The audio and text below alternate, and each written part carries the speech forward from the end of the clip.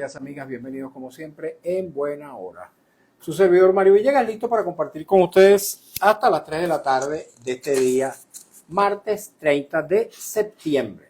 Nuestro programa, una presentación de Agrepa, el mejor asfalto que se produce en Venezuela.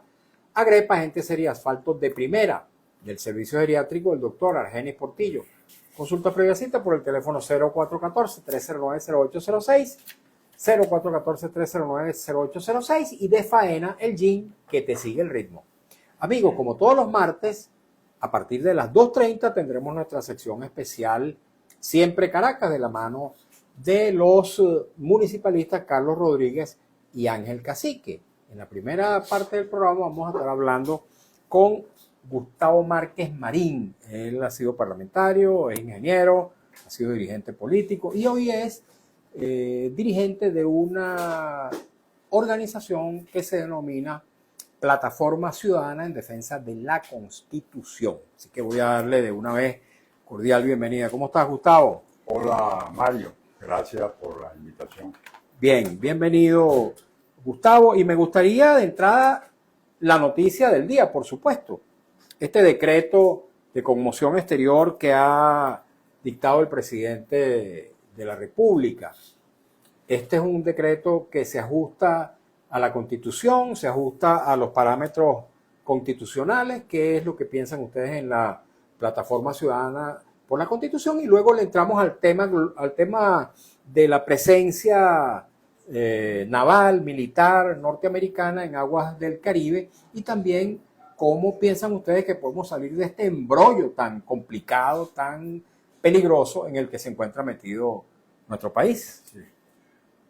Bueno, mira, en relación al decreto de conmoción, está previsto en la Constitución, en el artículo 337, en el cual se señala claramente que es aplicable en los casos en que haya una situación, una emergencia en la cual esté en peligro pues, la vida de los ciudadanos, la seguridad del territorio, la seguridad de las instituciones y del Estado mismo, ¿no?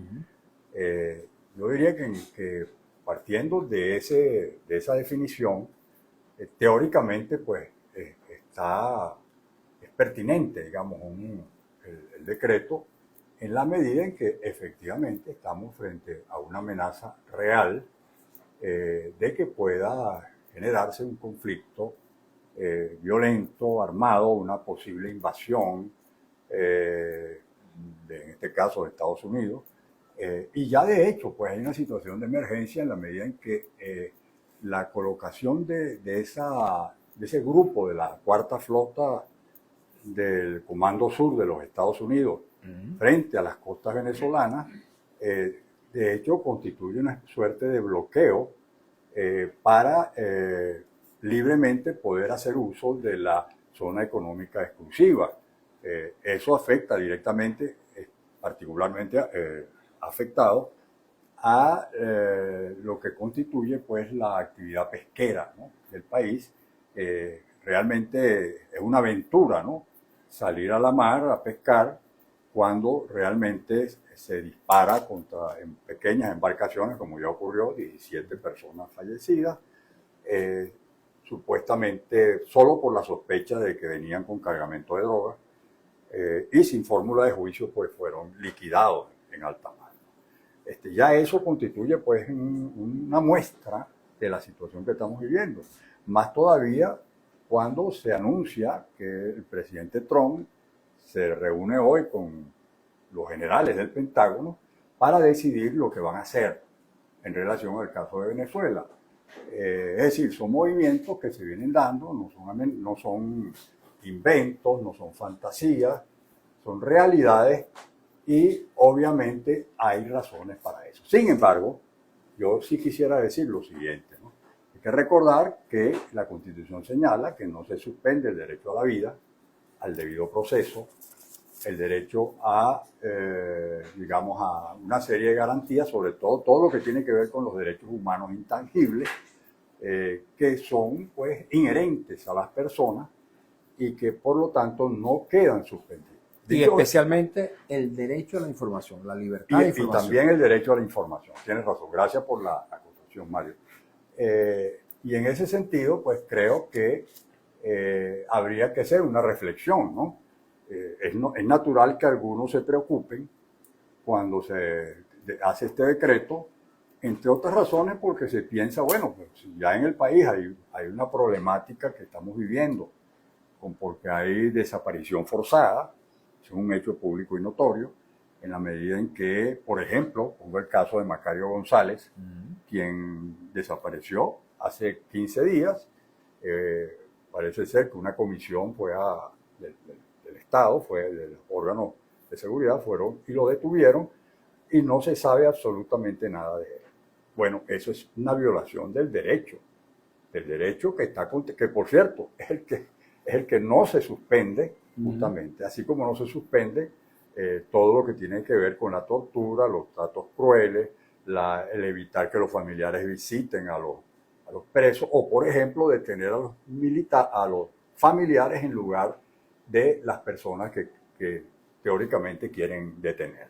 Son prácticas que definitivamente están reñidas con los tratados de los cuales forma parte Venezuela, de los derechos humanos, tanto de las Naciones Unidas como de la Organización Interamericana, de los Estados Interamericanos, ¿no?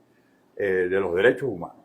De manera que creo que en ese sentido la preocupación es válida. Y es por eso que yo creo que es una buena oportunidad, porque no puede haber un doble discurso, para que, por un lado, se ejerza la Constitución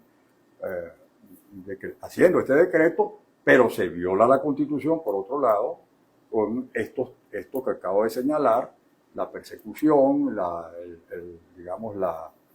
criminalización de la disidencia política, de la lucha social, de los luchadores sociales, dirigentes sindicales que están en las cárceles, y muchos de ellos ni siquiera con un juicio, sino simplemente pues están allí depositados, todo ello en función de que se les acusa de conspiradores, pero por otro lado no hay pruebas, no hay juicio, no hay un proceso transparente, y no hay el debido proceso, sobre todo, que tengan derecho a un abogado, que puedan defenderse, etcétera. Entonces, yo creo que esto lo digo para un poco concluir en lo siguiente.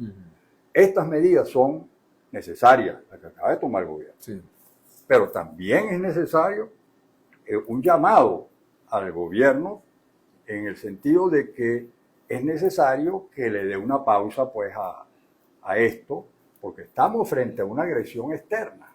¿Y por qué solo una pausa? ¿Y por qué no definitivamente? Bueno, cuando digo una pausa digo para transitar el camino, porque es lo que quiero agregar, para ir hacia adelante pues en un proceso de reinstitucionalización del país, de buscar la unidad de la nación, porque estas agresiones externas no se pueden enfrentar de manera parcial. Y creo que se comete un error, y yo creo que con esto caigo en otro tema.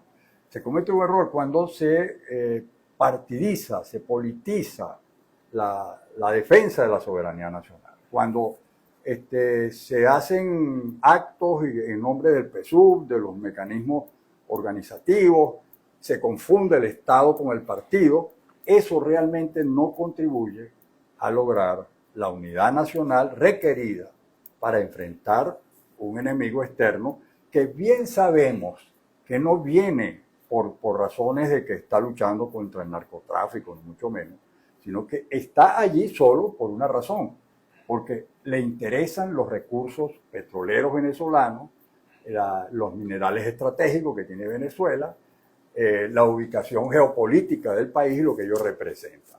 No es que vienen a restituir la democracia, ni mucho menos, entre otras razones, porque yo creo que está bien claro que ese es un asunto de los venezolanos, que lo vamos a resolver solo los venezolanos. Y aquellos que han acudido al expediente de llamar a una invasión extranjera, como es el caso de la señora Machado y otros, que se han convertido pues prácticamente en agresores del propio país. Recordemos una cosa, que las sanciones a quien ha afectado es al pueblo de Venezuela, y esto a quien va a afectar es al pueblo de Venezuela. Una pregunta, Gustavo. Toda esta situación por la que estamos atravesando hoy, de este peligro tan inminentes, de alguna manera no tiene que ver también con la actuación del Estado y del gobierno venezolano el 28 de julio y los días subsiguientes? Mira, yo creo que no. No. No, definitivamente no. Ellos no vienen a... No me refiero al gobierno norteamericano, sino en general lo que está pasando lo que en el está país. pasando, la crisis, Sí, la crisis política. Bueno, la crisis política es una crisis que viene de hace muchos años. Esto no es de ahora. Pero claro, se agudizó el 28 de julio. Claro que se agudizó, eso no hay duda. Se agudizó y por supuesto ahí hay un problema muy serio que tenemos que resolver nosotros. No que los gringos vengan a resolver nada, nosotros tenemos que resolver.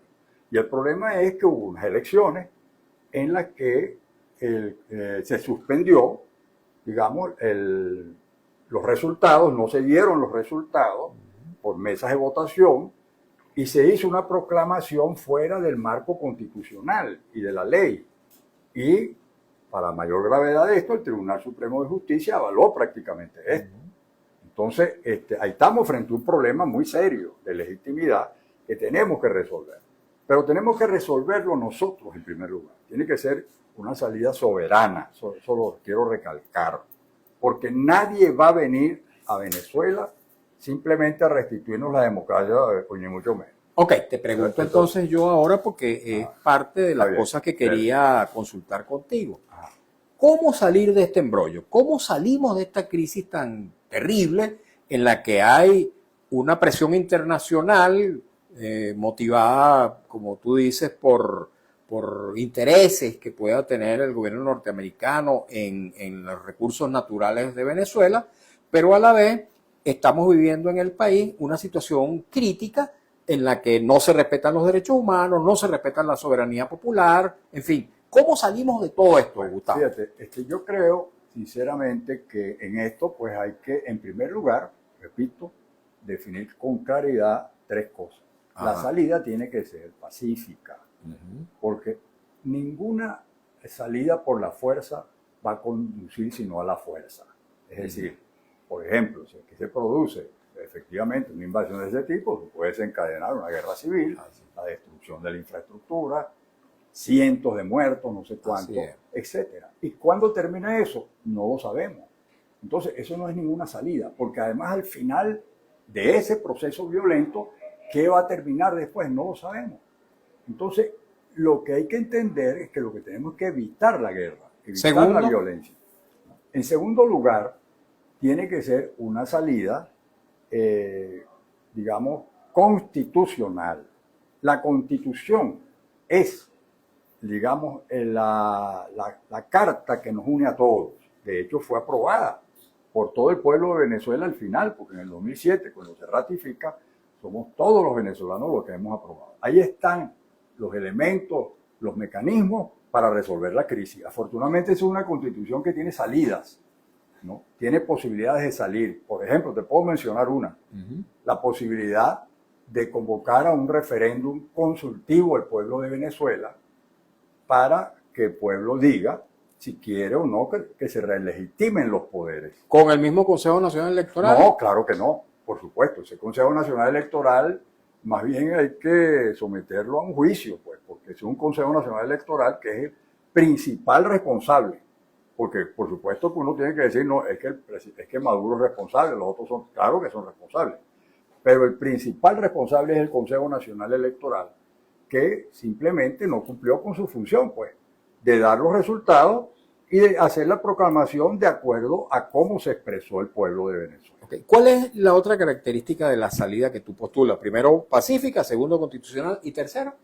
Bueno, creo que esta tiene que ser una salida, digamos, negociada, porque ese es el otro tema. Para que sea pacífica, tú tienes dos opciones posibles, pero una sola opción posible, que es la política, porque la otra opción es la guerra, pues.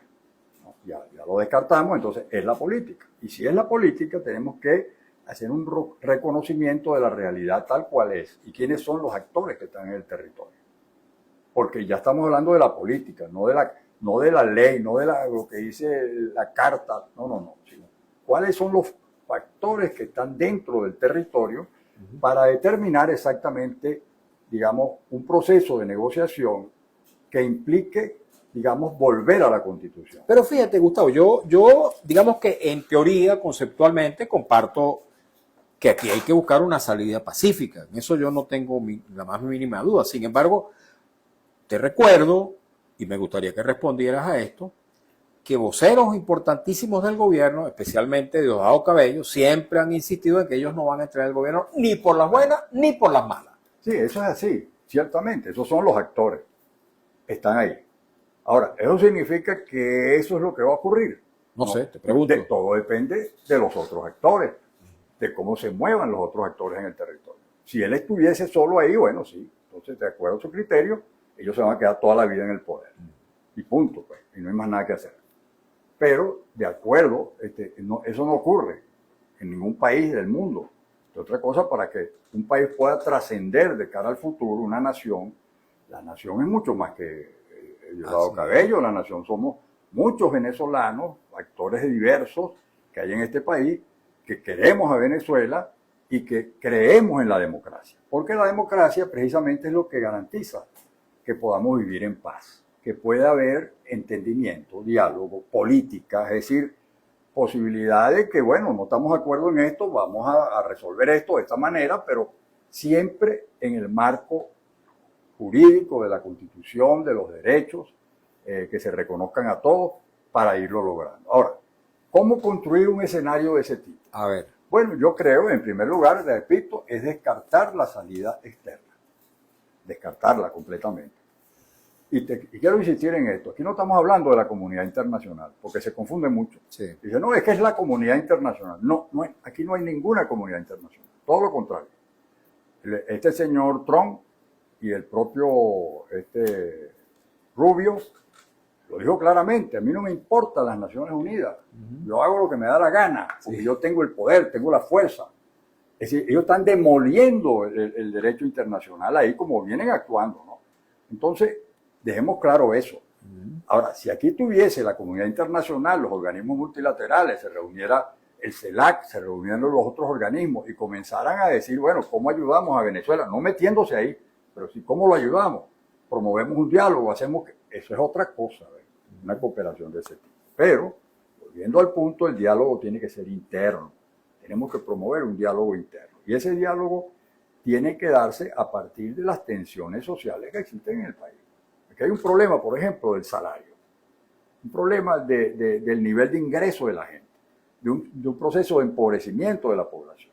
De que se ha desestructurado completamente las conquistas laborales, prácticamente se han disuelto.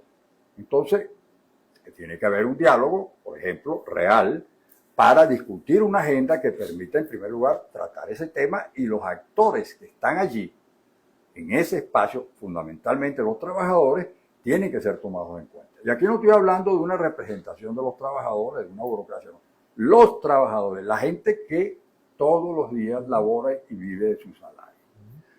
Asimismo, puedo decirlo en otros aspectos, el tema académico de las universidades, etc.